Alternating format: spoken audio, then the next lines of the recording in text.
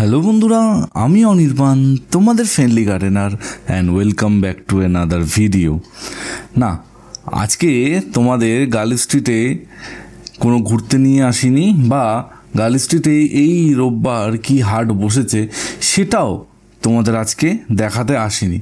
কারণ এই রোববারের গার্ল স্ট্রিটের ভিডিও অলরেডি তোমরা দেখে ফেলেছো। যারা দেখোনি তারা উপর আই বাটনে আমি ভিডিওটা দিয়ে রাখবো, তোমরা দেখে নিও, যেখানে আমি এই রোববার গার্ল স্ট্রিটে কী গাছ পাওয়া যাচ্ছিলো না যাচ্ছিলো একদম ডিটেলে তোমাদের দেখিয়েছি। কিন্তু আজকে ভিডিওতে কী হতে চলেছে, আজকেও তো আমি গার্ল স্ট্রিটেই আছি। হ্যাঁ, আজকেও আমি গার্ল স্ট্রিটে আছি, কিন্তু আজকে গার্ল স্ট্রিট নিয়ে কিছু কথা বলবো।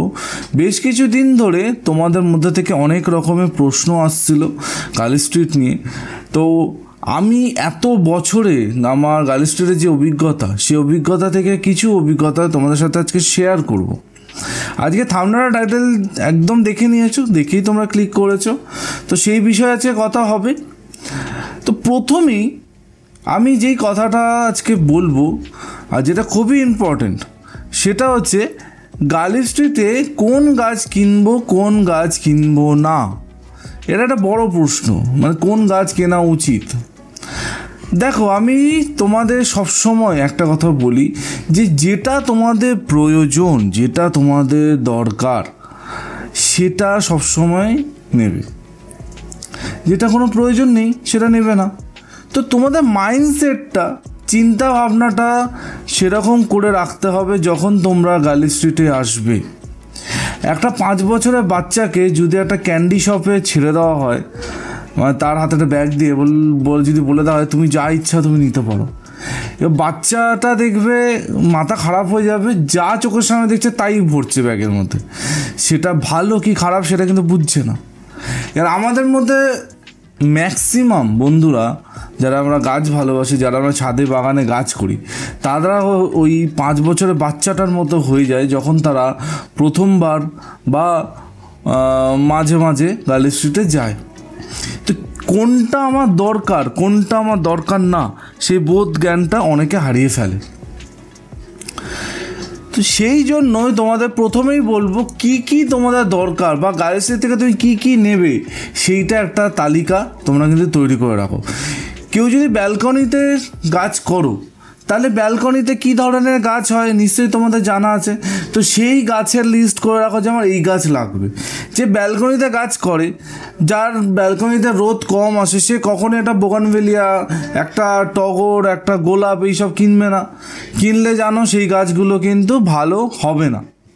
কারণ একটা বোগানভেলিয়া, একটা গোলাপ, একটা বেলি, জুঁই, টগর, এর জন্য কিন্তু যথেষ্ট সানলাইটের প্রয়োজন আছে। কিন্তু তোমরা অনেকে এই ভুলটা করে ফেলো। তোমরা গার্ল স্ট্রিটে গিয়ে মানে আগা পাঁচতলা কিছু ভাবো না, তোমরা যেটা সুন্দর লাগে সেটাই তুলে ফেলো। এইটা প্রথমে বন্ধ করতে হবে। আমার যেটুকু দরকার আমি সেইটুকু নেবো, তার বেশি কিন্তু নেবো না। আমি যদি একটা থোকা জবার উদ্দেশ্যে আসি যে একটা পার্টিকুলার একটা কালার, আমি এই কালারের থোকা জবাটা লাগবে, ব্যাস আমি ওটাই নেবো, ওটাই আমি খুঁজবো। কিন্তু থোকা জবা কিনতে গিয়ে তুমি রামশ্যাম যদু মধুর কাছ থেকে বিভিন্ন রকম গাছ কিনে ফেলছো, যেটার কোনো প্রয়োজন নেই। এরকম করলে হবে না, বোঝা গেছে? নাম্বার 2, লোভে পড়লেই কিন্তু হবে গণ্ডগোল। লোভে পড়লে কি, ধরো এমন কোনো গাছ তুমি দেখলে যে গাছটা অনেক দাম বলছে, কিন্তু তোমার গাছটা দেখে পছন্দ, কিন্তু তুমি ধরো বাড়ি থেকে ঠিক করে এসেছিলে যে তুমি অন্য ধরনের কিছু গাছ কিনবে। এবার ওই একটা গাছ কিনতে গেলে যা পয়সা তোমার খরচা হচ্ছে, তুমি সেই গাছগুলো কিনতে পারবে না। তো এইটা প্রথমে তোমাদের কিন্তু স্টপ করতে হবে। যেটা তোমাদের প্রয়োজন সেই গাছটার জন্যই তোমাদের কিন্তু এগোতে হবে। ওখানে এমন অনেক গাছ আছে যেগুলো দেখলেই তোমার মন নিতে ইচ্ছা করবে, এরকম করলে কিন্তু হবে না, ঠিক আছে? হ্যাঁ, যদি ওটা নিতেই পারো যেটা তোমরা দেখেছো, কিন্তু সেটা দাম দর করে যদি দেখো সাধ্যের মধ্যে আসছে, তখন নাও। কিন্তু লোভে পড়ে গেলে কিন্তু হয়ে যাবে গণ্ডগোল, যেটা কিন্তু অনেক বন্ধুরা করে ফেলে। আলটিমেটলি সে ভাবে যে বাড়ি থেকে দু ব্যাগ ভরে গাছ আনবো, কিন্তু এক ব্যাগও ভরে না, একটা গাছ নিয়ে সে ট্যাং ট্যাং করতে করতে চলে আসে। বোঝা গেছে? এর পরের পয়েন্ট হচ্ছে, আমরা যেই ক্লাইমেটে থাকি বা কলকাতা যেই ক্লাইমেট, সেই ক্লাইমেট বুঝে গাছ কিনতে হবে। এই কথাটা আমি বহুবার বলেছি। আমরা কলকাতায় যে আবহাওয়ায় বসবাস করি, এখানে টেম্পারেচার অনেক বেশি কম্পেয়ার টু যদি আমরা পাহাড়ের দিকে যাই। তো এমন কোনো গাছ আমরা কিনবো না যেগুলো গরমের মধ্যে হয় না। তার জলজান্ত উদাহরণ কি? তার জলজান্ত উদাহরণ হচ্ছে সাকুলেন্ট।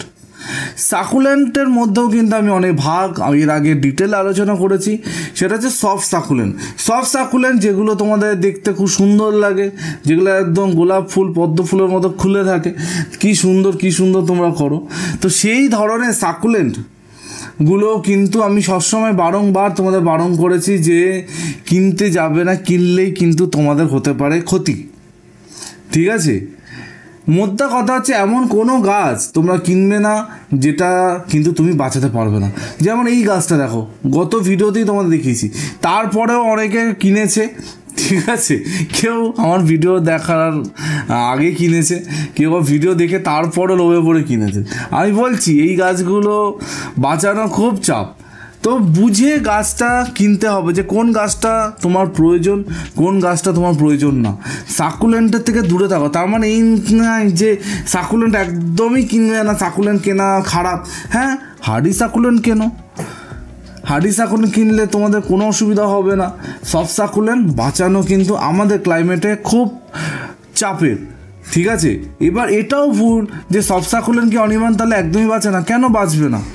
নিশ্চয়ই বাঁচবে, কিন্তু তাকে প্রপার পরিবেশটা সেরকম দিতে হবে, তাকে প্রপার কেয়ার করতে হবে। এই নিয়ে আমি এখন ডিটেলে কিছু বলছি না, এর ওপর অনেক ভিডিও আমার আছে, সেগুলো তোমরা দেখো।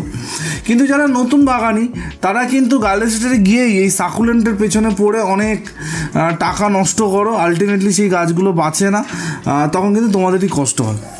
ঠিক আছে, এর পরের একটা গুরুত্বপূর্ণ পয়েন্ট যেটা অনেককে আমি দেখেছি করতে, সেটা হচ্ছে মাটি নিয়ে। দেখো অনেকে যারা কলকাতার দিকে থাকো তারা মাটি একদমই পাও না, মাটির অভাব হয় তোমাদের।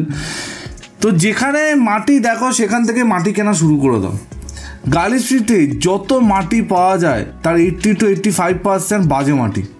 মানে ওই মাটিতে গাছ করা মানে নেক্সট টু ইম্পসিবল, এতটাই বাজে ওই মাটিগুলো বিক্রি করে।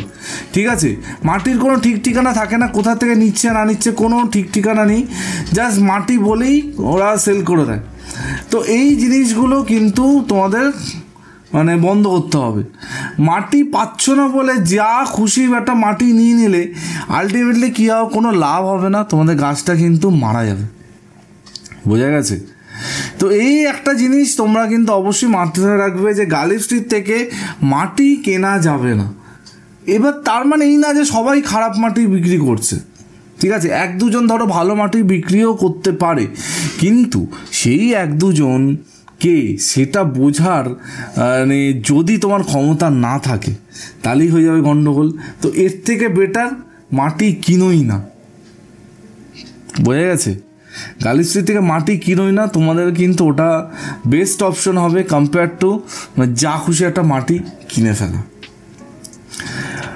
দেখো এত বছর ধরে আমি গার্ডেন স্ট্রিটে যাচ্ছি, মানে যখন আমি কলেজে ফার্স্ট ইয়ারে পড়তাম সেই তখন থেকে আমি গার্ডেন স্ট্রিট যাই। তারপর এতগুলো বছরে যেতে যেতে অনেক কিছু দেখেছি গার্ডেন স্ট্রিটে, অনেক পরিবর্তন দেখেছি, অনেক নতুন নতুন সেলারকে যোগ হতে দেখেছি, অনেক সেলার বন্ধু হয়েছে, তাদের সাথে অনেক গল্প হয়েছে। তো সেই জায়গা থেকে দাঁড়িয়ে তোমাদের বলছি যে তোমরা অনেকে আছো গার্ডেন স্ট্রিটটাকে মানে খুব ভয় পাও, যে গার্ডেন স্ট্রিটে গেলেই তোমাদের ঠকিয়ে দেবে, গার্ডেন স্ট্রিটে গেলেই খারাপ জিনিসটা পাওয়া যাবে। এটাও কিন্তু একদমই একটা ভুল ধারণা। দেখো তুমি ঠকতে পারো সব জায়গায়, তোমাকে যদি কারোর ঠকানোর উদ্দেশ্য হয় যে আমি এই মানুষগুলোকে ঠকাবো, তো তোমাকে কেউ বাঁচাতে পারবে না। সেটা গার্ডেন স্ট্রিট হোক, বড় বড় কাকা জ্যাঠার নার্সারি হোক। তো বড় বড় নার্সারিতেও তুমি ঠকতে পারো, তোমাকে হাইব্রিড পদ্ম বলে তোমাকে দেশি পদ্ম দিয়ে দিতে পারে। ঠিক আছে, তো মানে ঠকা যে কোনো জায়গায় হতে পারে, সেটা অনলাইনে হতে পারে, সেটা অফলাইনে হতে পারে, সেটা গার্ল স্ট্রিটও হতে পারে। কিন্তু কিছু কিছু বন্ধুর ধারণা গার্ল স্ট্রিটে গেলেই আমি ঠকবো, এটা কিন্তু একদমই একটা ভুল ধারণা। এই ধারণাটা থেকে বেরিয়ে আসো, এই ধারণাটা কিন্তু রেখো না। আমি সবসময় বলি যে কোনো জায়গা থেকে গাছ কেনো, সেই গাছটা কেনার সময় চোখ কান খুলে রেখে গাছ কেনো, তোমাকে কিন্তু কেউ ঠকাতে পারবে না, সেটা গার্ল স্ট্রিট হোক আর যেখানেই হোক। সবসময় গাছ কেনার আগে আমি বলেছি যে গাছে কতগুলো ব্রাঞ্চ আছে, গাছটা কত বড়, সেটা দেখে গাছ কিনতে। তোমরা ফুল দেখে অনেকে গাছ কেনো, সেটা শুধু গার্ল স্ট্রিটের ক্ষেত্রে না, যে কোনো জায়গায় সেটা হতে পারে। তো যেখান থেকেই গাছ কেনো সবসময় চেষ্টা করবে গাছে যেন অনেক ডালপালা থাকে, অনেক ব্রাঞ্চেস থাকে, সেই দেখে আমি গাছটা কিনবো, কম্পেয়ার টু ফুল দেখে গাছ কিনবো বা ফল দেখে গাছ কিনবো। আর একটা পয়েন্ট যেটা ইনডোর গাছ দেখাতে তোমাদের আমি বলবো, সেটা হচ্ছে কেউ ধরো কোনোদিন ইনডোর গাছ করোনি বা তার ইচ্ছা হচ্ছে ইনডোর গাছ আমি করব, অবশ্যই ইচ্ছা থাকতেই পারে। তো এমন গাছ চুজ করো যেই গাছগুলো তুমি বাঁচাতে পারবে। সেটা কি করে তুমি জানবে আমি বাঁচাতে পারবো কি পারবো না? যার থেকে গাছ কিনছো তার সাথে কথা বলো, তাকে বলো যে আমি কিন্তু কোনোদিনও ইনডোর গাছ করিনি, তো আমাকে এমন গাছ দিন যেই গাছগুলো আমি সহজে বাঁচাতে পারবো। এই কথাগুলো কিন্তু তোমাদেরই বলতে হবে। এই কথাগুলো কখনোই কোনো নার্সারি বা গার্ল স্ট্রিটের কোনো সেলার তোমাকে বলবে না যে আপনি আগে ইনডোর গাছ করেছেন, এই ধরনের কথা কিন্তু কেউ জিজ্ঞেস করবেন না, কারণ তাদের কাজ হচ্ছে গাছ বিক্রি করা, তো তারা সেটাই করবে। তোমাদের কথা বলতে হবে যে আমি কি এই গাছটা করতে পারবো, আমি কিন্তু কোনোদিনও গাছ করিনি, আমার বাগানে কিন্তু 2-3 ঘন্টা রোদ আসে, তার বেশি কিন্তু রোদ আসে না, এই গাছটা কি হবে? তো এই জিনিসগুলো কিন্তু তোমাকে বলতে হবে, প্লাস কিছু উপস্থিত বুদ্ধি তোমাদের রাখতে হবে, কিছু বুঝতে হবে যে এই মানুষটা কি তোমাদের ঠকাতে চাইছে। যেমন সাপোজ আমি বলছি, তুমি বললে আমার বাগানে 1 ঘন্টা রোদ আসে, আমার বাগানে কি মহারানী বোগেনভেলিয়াটা হবে? এবার যে সেলার সে বলে হ্যাঁ হবে, নিয়ে যান। এবার তোমাকে তো আমি অনেকবার বলেছি যে একটা বোগেনভেলিয়া ভালো ফুল পাওয়ার জন্য ম্যাক্সিমাম থেকে ম্যাক্সিমাম সানলাইটের প্রয়োজন। তোমার যদি সেই কথাটা মাথায় থাকে, তোমাদের তখনই স্ট্রাইক হবে যে লোকটা নিশ্চয়ই আমাকে ঠকানোর চেষ্টা করছে, সেই জন্য আমি ভুলভাল কথাবার্তা বলছে, তো সেখান থেকে দূরে থাকো, ঠিক আছে? তো কিছু উপস্থিত বুদ্ধি, কিছু পর্যবেক্ষণ, এগুলো যদি তোমরা করো, ডেফিনেটলি গার্ল স্ট্রিটে কেন কোনো জায়গায় তোমাদের কেউ ঠকাতে পারবে না, এইটুকু তোমাদের বলতে পারি। অনেক বন্ধুরা রিসেন্টলি আমাকে বিভিন্ন রকম কমেন্ট করছিল গার্ল স্ট্রিট নিয়ে, তো ভাবলাম আজকে কিছু কথা বলি। আর মেন কথা হচ্ছে কি কিনবো, কি নেব না, এই ধারণাটা যদি তোমার কাছে একদম ক্লিয়ার থাকে, তুমি কিন্তু জীবনে কোনোদিনও কোথাও থেকেও ঠকবে না, এটা অনির্বাণের গ্যারেন্টি, আমি তোমাদের বলে দিলাম, ঠিক আছে? এরপরে যদি তোমাদের কোনো রকমের কিছু জানার থাকে গার্ল স্ট্রিট সম্পর্কিত বা যে কোনো কিছু সম্পর্কিত, অবশ্যই আমাকে কমেন্ট সেকশনে কমেন্ট করো, আমি ডেফিনেটলি তোমাদের কমেন্টে উত্তর দেবো। আর কালকে ঠিক সকাল 11টায় অনির্বাণ চলে আসে মুশকিল আসান নিয়ে। তো মুশকিল আসানে কারোর যদি কোনো প্রশ্ন থাকে, বাগান সম্পর্কিত কোনো সমস্যা থাকে, অবশ্যই আমাকে কমেন্ট করো, আমি কালকে মুশকিল আসানে সব প্রশ্নের উত্তর দেবো। তো কালকে দেখা হচ্ছে, টিল দেন সবাই ভালো থেকো আর সবুজে থেকো, ততক্ষণের জন্য বাই বাই।